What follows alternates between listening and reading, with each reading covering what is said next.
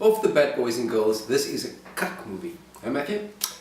Reluctantly, I'm going to have to agree with PJ. I don't think anyone had higher hopes than I did going into this film. PJ was actually ridiculing me for Absolutely. it afterwards. Yeah. Wow, guys, look, if you don't have a lot of time to watch this review, let us just tell you right now, it's a cuckstick. You must also understand, boys and girls, Matthew has got a soft spot in his heart for the Jurassic Park franchise. Jurassic Park is after it's what started this man's love in film. Correct. It's our first cinema experience. Exactly. First time I was at the movies with Jurassic Park. So to watch, I remember, Matthew, I looked over at you while the film was going, and I remember, man, you just had like this look on your face that I've really... Probably a blank look. A really blank look. That's how I felt. I took 2 bathroom breaks. Two bathroom breaks. You took your fucking time when you went, actually. And I didn't, I said to Matthew, I'm going to go piss go, but I actually didn't piss. I actually just went downstairs to like look at my phone, return a couple of messages. Phone calls. Then I looked at my watch and I said, okay, that's about how long it takes to take a piss, and I went back inside. Wow.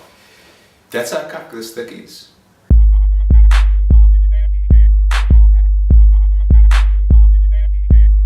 Hey, I'm Matt. And I'm Peach. And welcome to that movie review. Also known as TMR. Jurassic World Fallen Kingdom is the sequel that nobody needs. This world needs this movie like a Dirk Gat needs another visit to the Spur, or like Bill Gates needs more money, or like Beyonce needs more weaves. Jurassic World Fallen Kingdom plays like the greatest hits album of the Jurassic Park franchise. This film is peppered with nods to previous installments, which really just translates into lazy filmmaking. They don't even do it well. Money has been spent on this dino turd. The visual effects are decent. You can, for the close-up shots, you can see that animatronic puppets were used, and then for the larger ones, obviously CGI effects. In terms of story, it's uninspired and so contrived that once it ends after 2 hours, you'll breathe a sigh of relief and weep quietly on the drive home. Like the way the film is structured.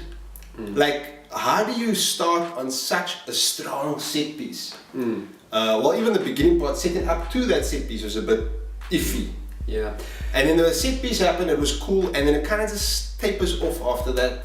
And it just gets less exciting as you watch the film. I think an interesting analogy for what Matthew's saying would be that this film sort of starts with Owens, where they're basically at the middle of the mountain, then they hit the top, and then they fucking stumble roll all the way down, and then they land in cuck at the bottom. Yeah, exactly. They still a big piece of dinosaur cuck. Yeah. Beak first, Yeah. mouth open. Mouth open. Yes, Matthew.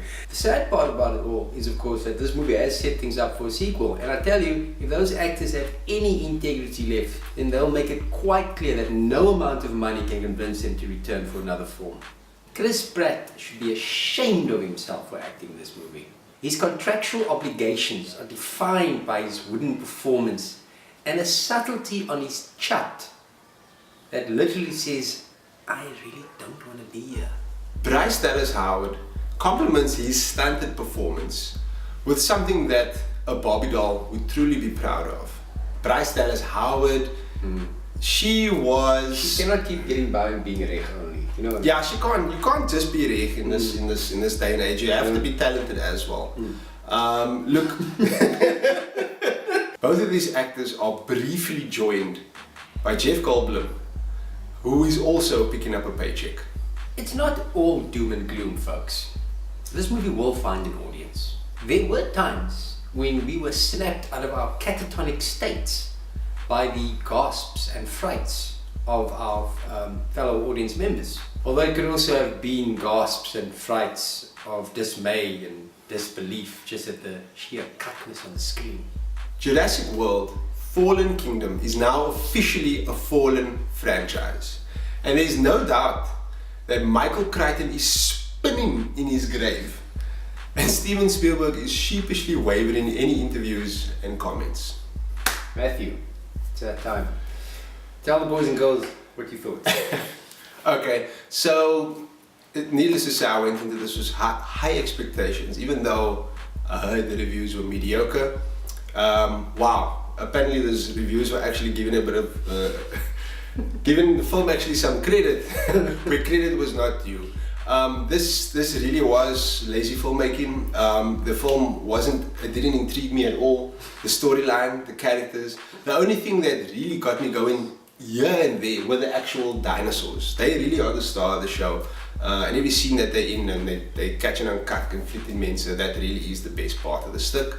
There's some cool ideas in here, and about messing with genetics and stuff and how far it's come. So there's that. But ultimately, I was actually bored. Jurassic Park 3 is actually above the movie compared to this one. That's how cut Jurassic World Fallen Kingdom is. 5 out of 10. Wow, Matthew. Wow. It's very rare that this guy scores a film low, and especially something like this. I'm going to give Jurassic Park Fallen Kingdom 4 out of 10. Matthew's, like you said, it's the greatest hits album. They literally went back and they just picked little segments of the entire franchise. They threw it into a blender. Pureed, then someone opened it, pissed in it, and someone then took a crack in it. Actually, they got one of those Smith bouncers from back in the day at Vibe. Take a fat rick into it. Yeah. Best I could do. Okay. Blended a bit more, and then they threw it out and they were like, nice one. There we go. Jurassic World Fallen Kingdom. There you go. So that's it this week for that movie review. Thanks for watching, guys.